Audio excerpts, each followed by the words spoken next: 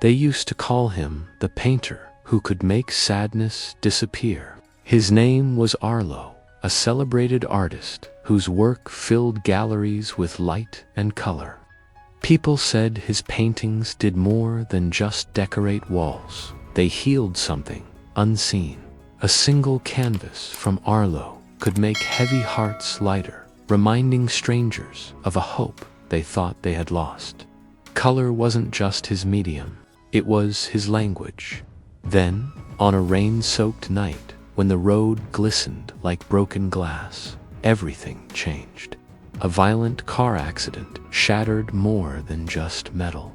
When Arlo woke in a hospital bed, wrapped in silence and antiseptic air, he learned that the darkness surrounding him was not temporary. His sight was gone. The world he had known, the sunsets, the skies, the faces, the colors, vanished in an instant. What remained was a blackness so complete it felt almost physical, pressing in on him from every side. At first, Arlo refused to surrender. He told the doctors, his friends, and himself that this was only a chapter, not the ending. He insisted he would paint again. After all, talent didn't live in the eyes alone, did it? His hands still remembered the weight of a brush. His mind still held images of color. He clung to those thoughts like lifelines, desperate to believe them. But days turned into weeks, and weeks into months. Each morning arrived without light, and each night felt the same.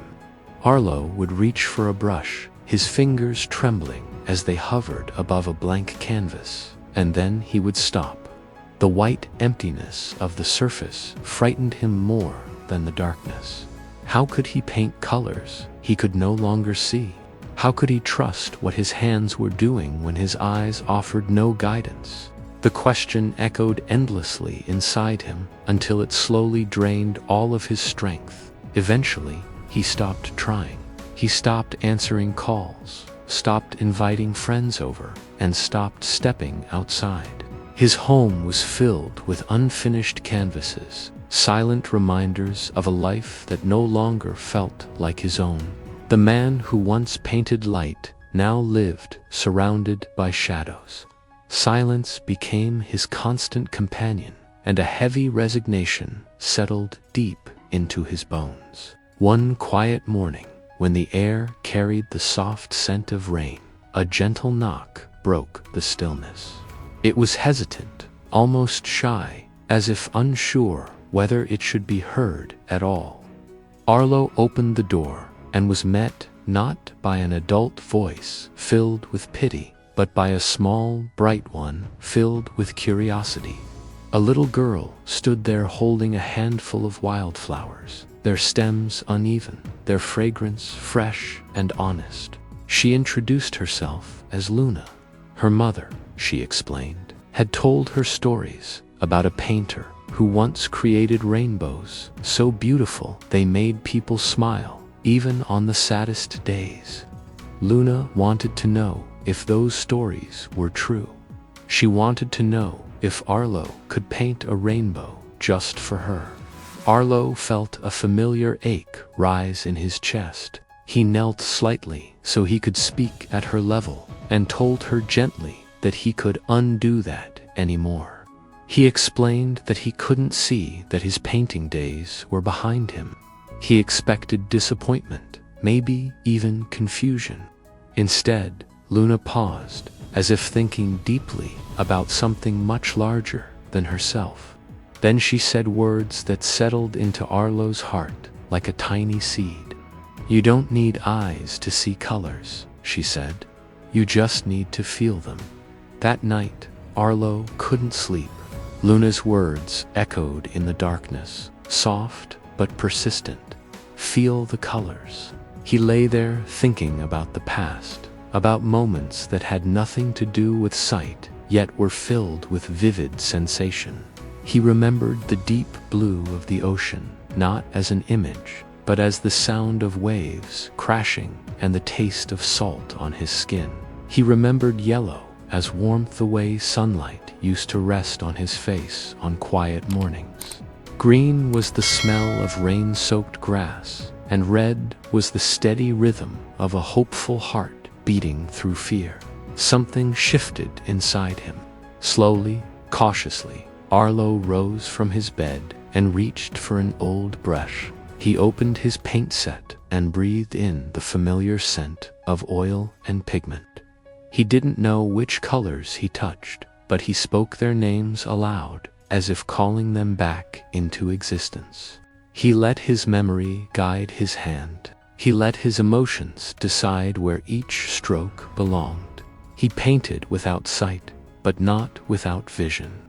Each movement was deliberate, guided by feeling rather than appearance.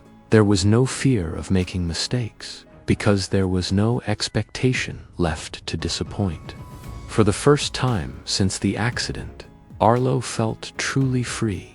When he finally set the brush down, he didn't ask what the painting looked like. He only knew that it felt complete. He decided to name it The Colors I Remember. A few days later, Luna returned with her mother. When the girl stood before the finished canvas, she gasped. Her reaction was immediate and unfiltered. She said it looked like sunlight breaking through clouds after a storm, like warmth returning to the world. Her mother stood quietly, tears forming in her eyes, as she turned to Arlo and told him the truth he had not yet allowed himself to believe. He had not lost his gift. He had found it again, deeper than before. Arlo wept openly then, not from sadness, but from release. In that moment, he understood that sometimes life takes away what we rely on most, not to punish us, but to push us toward something greater. Losing his sight had forced him to stop painting what he saw and start painting what he felt. And what he felt was richer, more honest, and more human than anything he had ever created before. Word of Arlo's new work spread throughout the town. People came not just to see his paintings, but to feel them. His art was no longer about perfection or technique. It was about resilience, raw emotion, and a quiet strength. Arlo never claimed to see his paintings. He claimed something far more powerful. He said he finally understood color. And so, if the world ever darkens around you, if certainty slips away and comfort disappears, remember this story. The world may take your sight, your stability, or your plans, but it cannot take your inner light unless you let it. When storms cloud your life, be like Arlo. Paint your own rainbow, because true color does not come from the eyes, it comes from the heart. And don't forget to like, share, and subscribe for more inspiring English stories only on English Life Tales.